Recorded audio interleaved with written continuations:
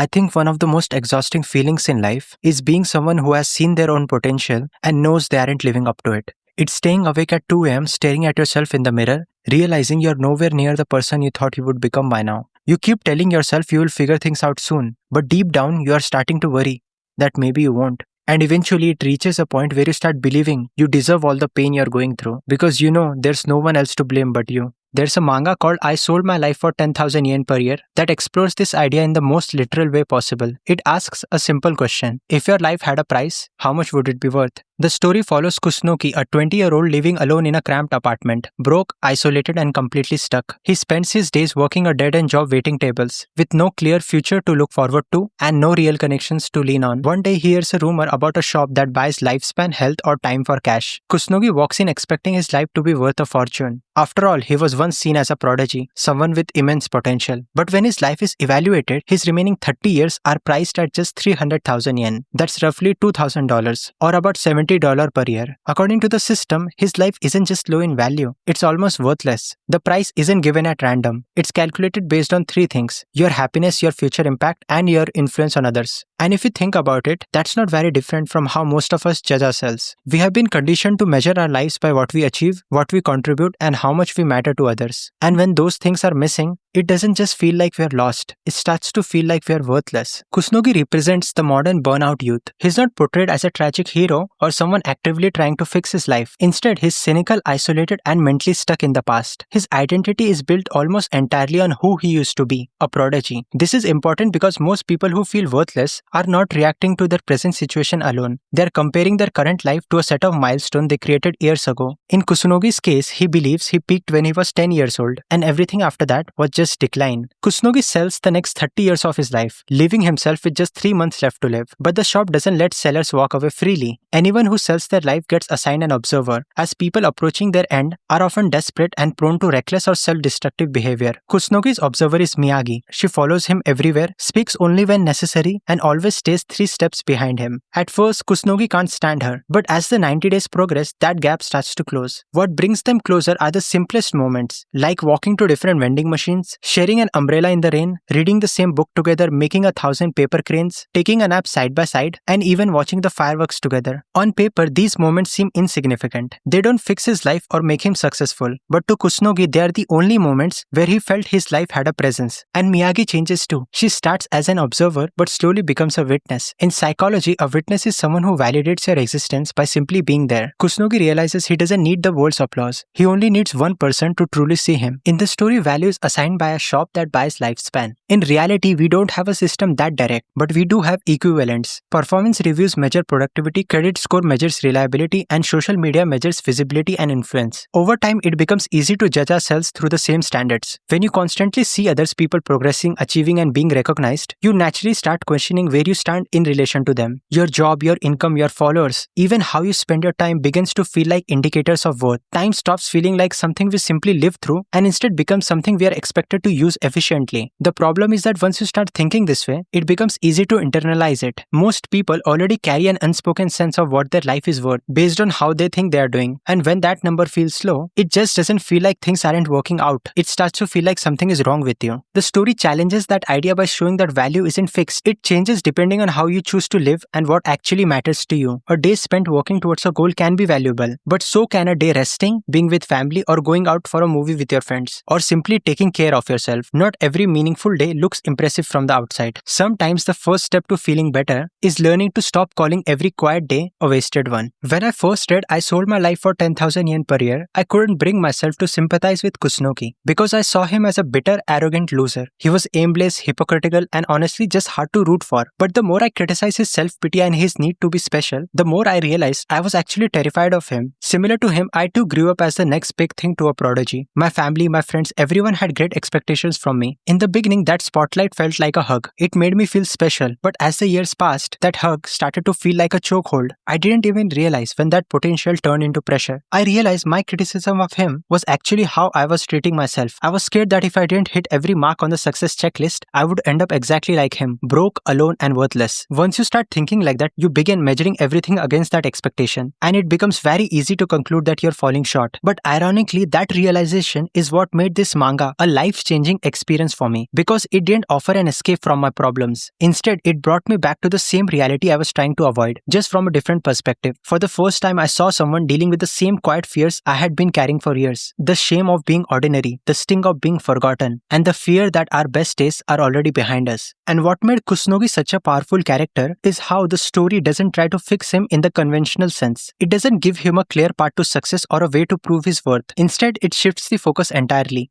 It suggests that the problem isn't that he hasn't achieved enough, it's that he's been measuring his life using a standard that doesn't actually reflect what matters to him. That was the part that stayed with me. The story doesn't try to motivate you or push you towards a specific goal. It simply reframes the way you think about value. It allows for the possibility that a life doesn't need to meet a certain standards to be meaningful. That's when I realized the mangaka didn't write this to give us an escape. He wrote it to give us permission. Permission to be human, permission to live life at our own pace, and permission to be happy on our own terms. That's why Kusunogi is such a massive character for people like us, because he represents a kind of struggle that isn't always visible, but is widely shared. He's the voice for everyone who grew up believing they were the protagonist, only to wake up as an adult feeling like a background character in their own story. He isn't some chosen one with a grand destiny. He's just a guy trying to make sense of a life that doesn't match what he expected. Now that I'm a few years older than Kusunogi, I can look back and see that some of the fears I had back then did come true. I did mess up my early 20s. I ended up in a place similar to where Kusunogi was. But what surprised me is that I'm not angry about it. If anything, I'm glad it happened. Because even though I made a mountain of mistakes, they were my mistakes. I made choices that felt meaningful to me at the time, even if they didn't lead where I expected. And that's probably the most important thing this story made me realize, that messing up is never the problem. Never allowing yourself to choose the life you want to live is.